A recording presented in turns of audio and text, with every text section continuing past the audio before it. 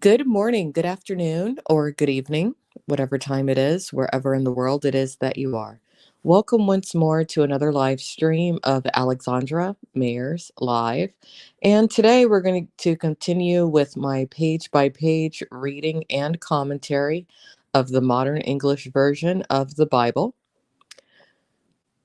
So let's see. Today we're going to go into Exodus 36, which is a continuation of Exodus 35, which revolves around the construction and the craftsmanship of objects within the tabernacle, people contributing items to help to build up the tabernacle or the meeting tent's worth, and so forth. We are getting into two craftsmen in particular, Bezalel and Aholiab. Aholiab, I do remember being mentioned as some notable figures, characters, sons in the Bible, or son in the Bible, or in earlier chapters. So let's go ahead and get started. And I hope all of you are having a good day today. I'm having a little bit of a slow start to today, a little bit of a slow start, but I'm pushing through, pushing through. So here we go. So Bezalel and Aholiab and every skilled person in whom the Lord has put skill and understanding to know how to do all manner of work for the service of the sanctuary are to do the work according to all that the Lord has commanded.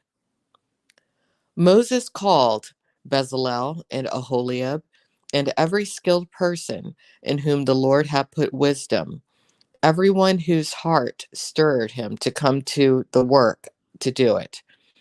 They all received from Moses all the offerings which the children of Israel had brought to do the work of the service of the sanctuary. And they continued to bring to him free will offerings every morning. And all the skilled men who were doing all the work of the sanctuary came from the work they were doing. And they said to Moses, "The people are bringing much more than is needed for the service of the work which the Lord commanded us to do." So Moses issued a command, and they calculated a proclamation throughout the camp, saying, "Let no man or woman do any more work for the offering of the sanctuary." So the people were restrained from bringing any more, for the material they had was sufficient for all the work and more than enough to do it. And that's actually very admirable that Moses wasn't like, "Oh, keep on giving us resources, keep giving us stuff, even though we have enough."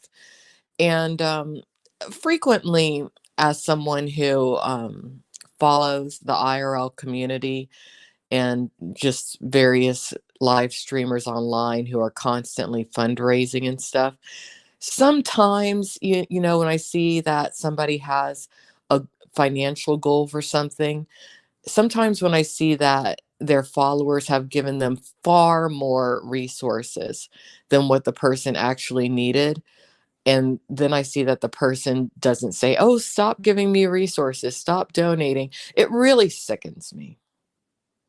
It truly does, because when you take more than your fair share or more than you need in life, it's taking away from somebody else who is in dire need.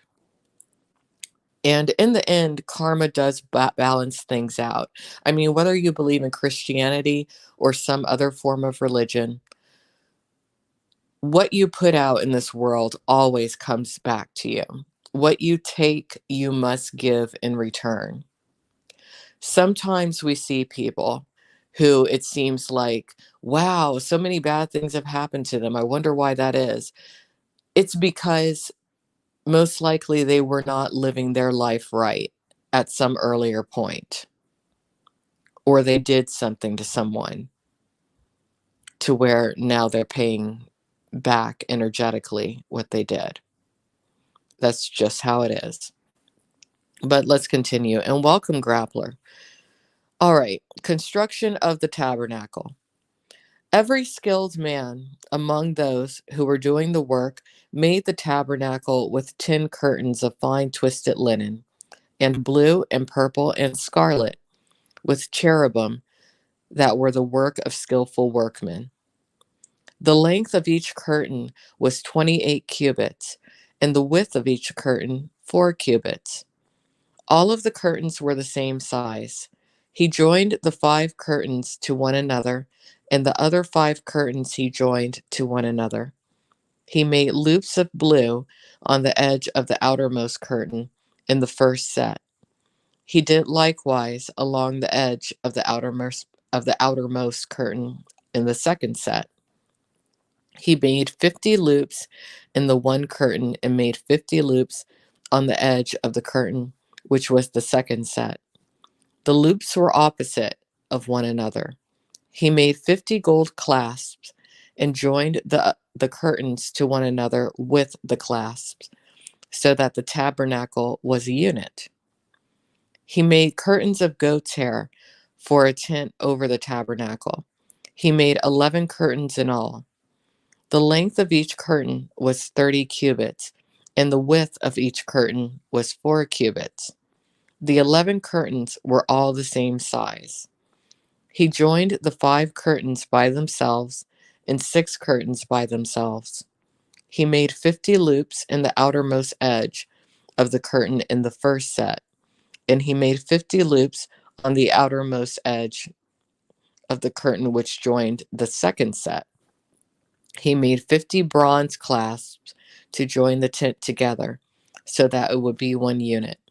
He made a covering for the tent out of ram skins dyed red, and a covering of porpoise skins above.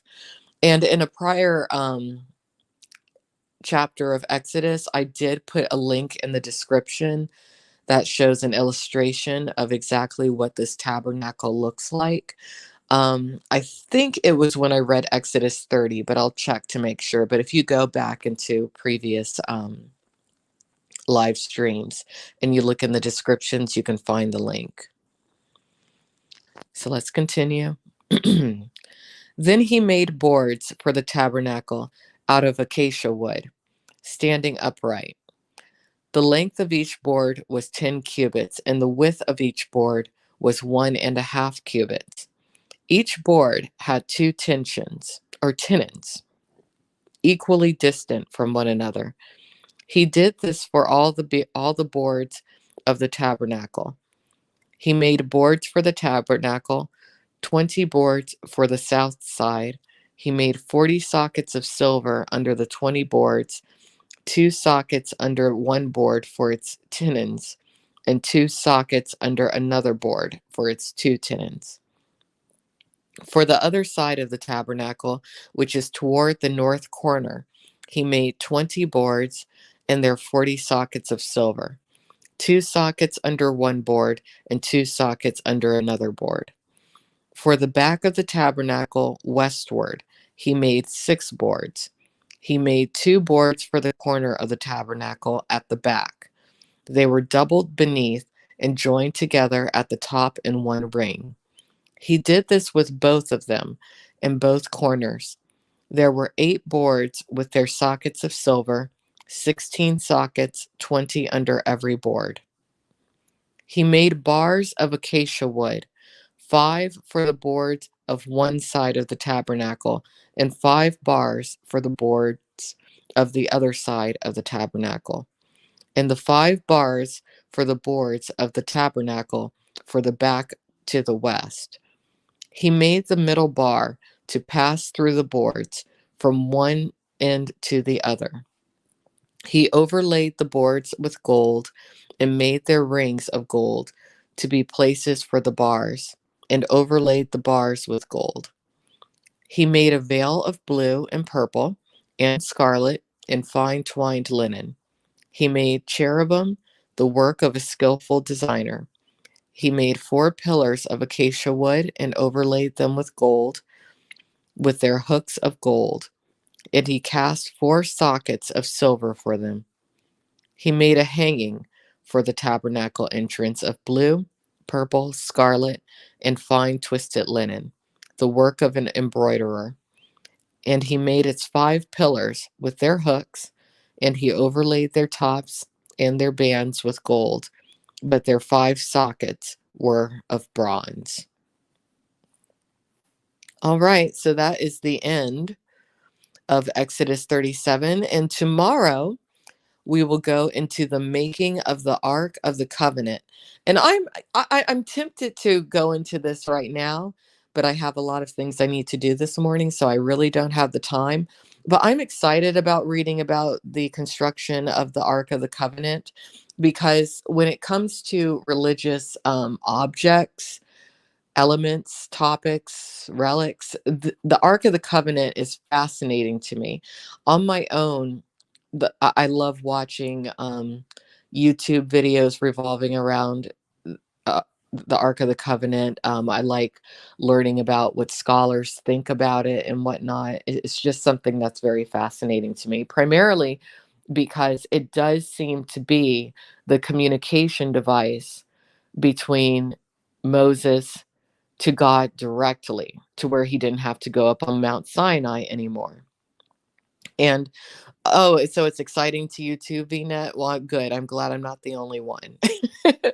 But yeah, and that's why I'm excited about getting into other chapters of the Bible, and just seeing what else was happening in these Old Testament times. And I'm excited about the New Testament too. Don't get me wrong. It's going to take us a long time to get there. I don't know when I'm ever going to get to the end of this page by page reading of the Bible, but we'll get there one day.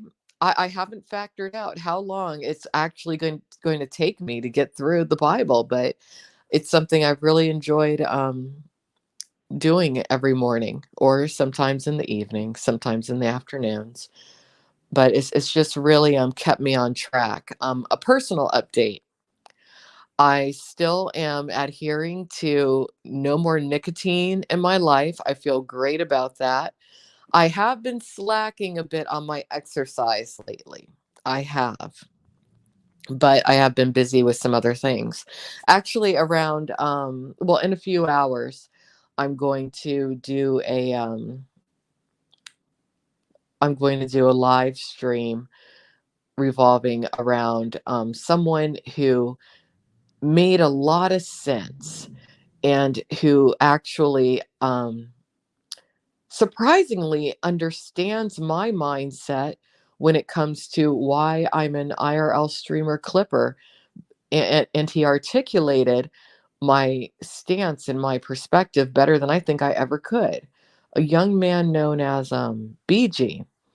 So I want to do a live stream, particularly that just revolves specifically around something that he said that I just happened to hear him say on someone's live stream panel the other day. And it kind of touched my heart a little bit what he said. I was like, wow, he gets it. He gets it. So I am going to do a live stream about that, and it's going to be a very fast live stream. I'm going to start it in a couple hours, and I might hang out a bit just to touch base with people and say hi. But I just really liked what he had to say, because it had to do with a clip that I made. That I made this particular clip with the hopes that he would see it, because I just find a lot that he says and does very funny. You can tell he's a really smart guy too. And sometimes he doesn't even mean to be funny, but he is. He's very funny.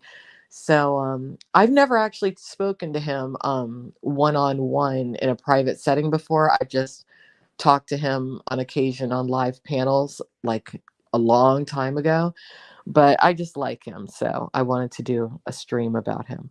So anyway, that's my day. Aside from that, I will be working the rest of the weekend. I've been working a lot lately, but that's what you got to do to survive in this world. So everybody take care. Have a great day. We'll get into Exodus 37 tomorrow, and probably by, I'd say, the second week of May, we'll go into the next book of the Bible. Leviticus. I think that's the next one. Is that what the next one is? Yep, Leviticus.